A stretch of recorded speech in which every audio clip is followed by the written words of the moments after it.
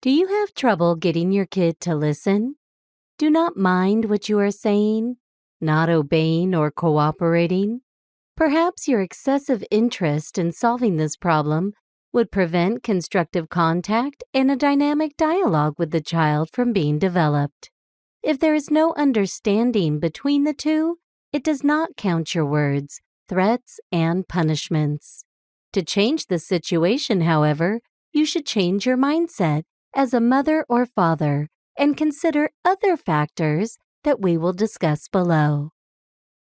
How to make your child listen to you. Strengthen the connection with your child. It is necessary to spend time developing and forming strong love and affection-based relationships with children. Therefore, children will be more willing to listen, obey, and cooperate because they are still feeling cherished, cared for, and protected.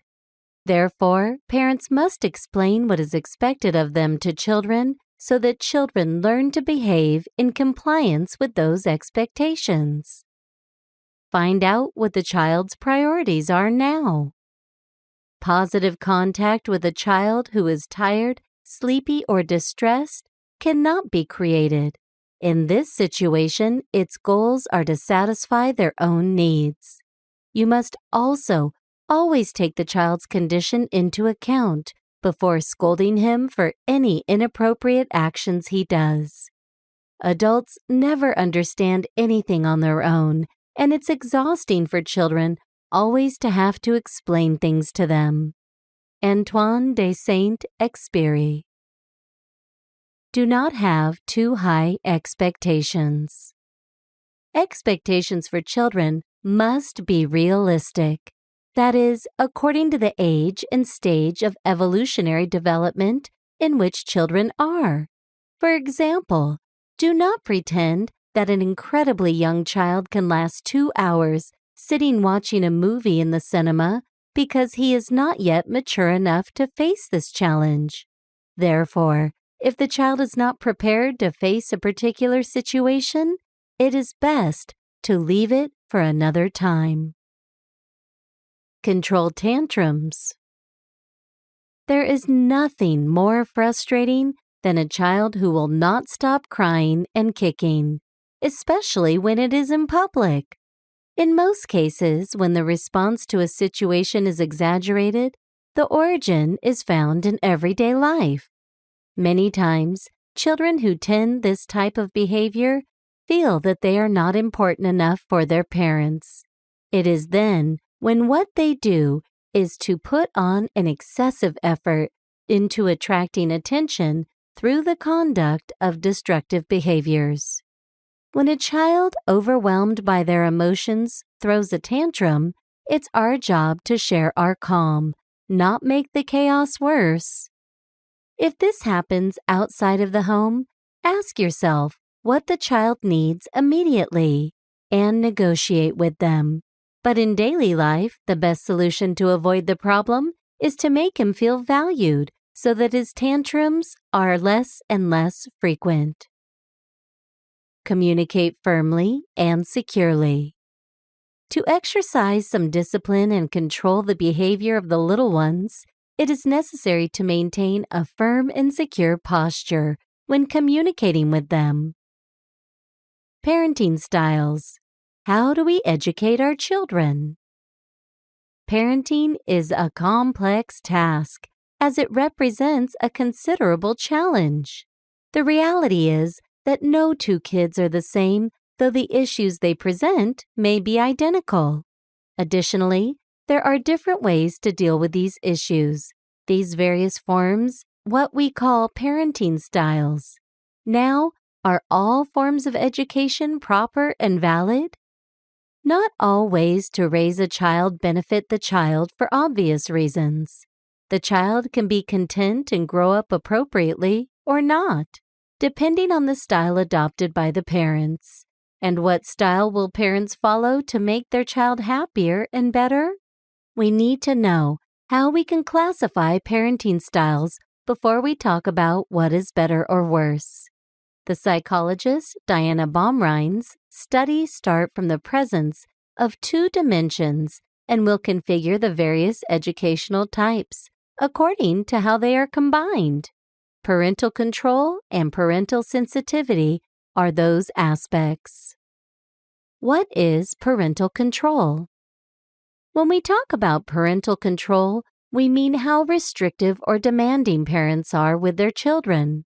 A high level of parental control would mean a substantial limitation of the child's freedom or a high demand for responsibilities towards him. A low level of parental control would mean paying little attention to the actions and not giving the child responsibilities. Parental control is what helps children guide their behavior. It is essential to apply it effectively, flexibly, consistently, and coherently. In this sense, when parents choose a parenting style, they are influencing their children's present and future in an immensely powerful way.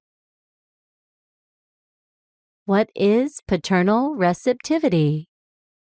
Paternal receptivity is a psychological term that refers to the emotional support that parents provide to their children, and it is also known as affection.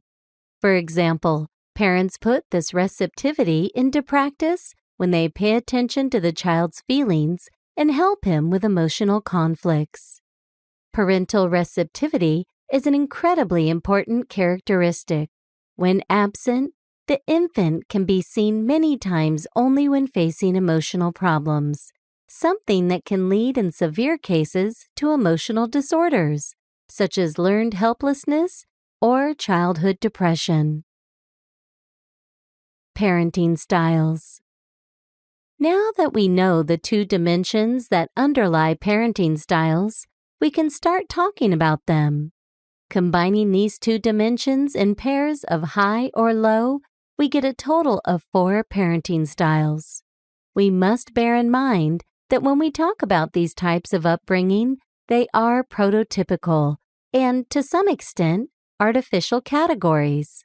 The reality is much more complicated than these styles show us. However, this classification is not a useful tool to approach the study of the upbringing of the progeny for this reason. It is essentially to be incredibly careful with the conclusions drawn through this classification. Here are the most popular parenting styles. 1. Authoritarian parents. Robust parental controls and low receptivity are characteristic of this type. Here we find the parents with the standards very rigid and little affectionate. They try to impose their criteria, relying too little on the needs of the child. The main thing for these parents is restraint, and they must believe that they manage the situation and control it. Kids brought up in this environment sometimes grow an addictive lifestyle. They are therefore unable to be assertive and are easily irritable. Though it is easy for parents to educate in this way, it has disastrous consequences for children. 2. Permissive parents. They are the authoritarian parents' opposite pole.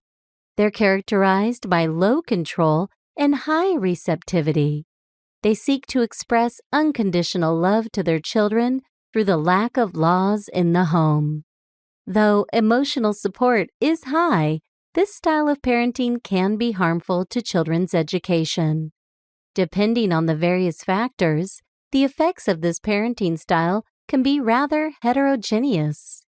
We find aggressive, rebellious, and impulsive children on the one hand. This way of educating, on the other hand, is often associated with aggressive, extrovert, and creative children. While it may have some positive results, it is a form of parenting that does little to benefit the child.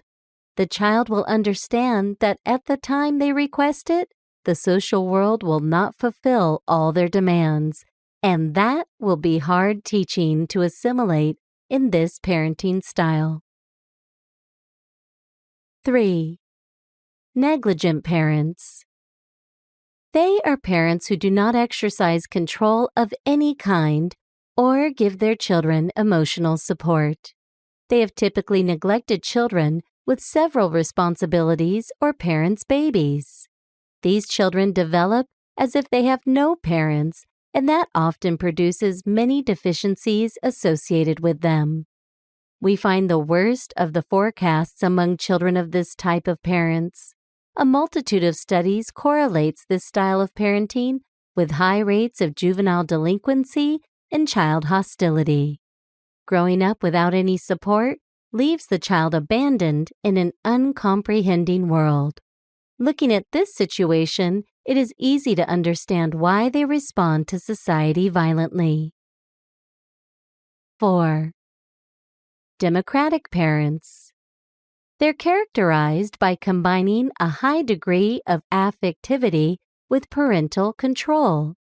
They are parents who set limits on the actions of children, but they justify and reason the rules. They listen to the opinions of their children, and they have no trouble being compassionate and changing their minds when they are rational. Here we find more positive results on the style. Children tend to exhibit high self-esteem, high social skills, and excellent school performance. By encouraging them to reason and debate with parents, we build them critical thinking, which will help them to act healthily in society. Now, having the data in hand that a democratic style is best for children, a question arises. Why is democratic education one of the parenting styles that parents least apply?